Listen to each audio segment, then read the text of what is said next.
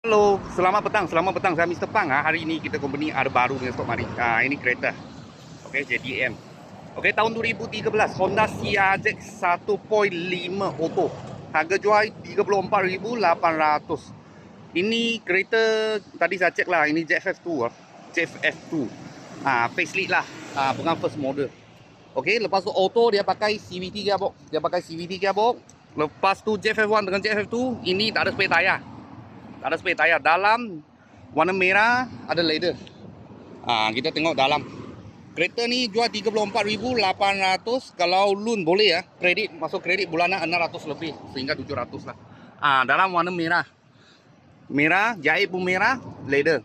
Kalau JFF1 first model dia kain, jahit biru. Okey, tepi pintu tengok pun merah juga. Okey, dia ada Sport Plus. Hybrid battery tak sama JFF1 first model dengan second model. Okey, pedal seat ada. Okey, dalam macam ni. Tadi saya cek owner ada balik Honda service punya. Ini stiker, lepas tu saya cek service semua ada, service book ada, receipt semua ada. Belakang macam ni lah. Okey.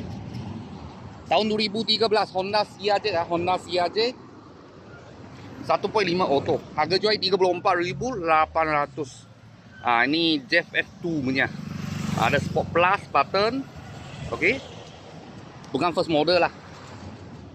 Kalau loan boleh dapat bulanan 600 lebih sehingga 700 lah.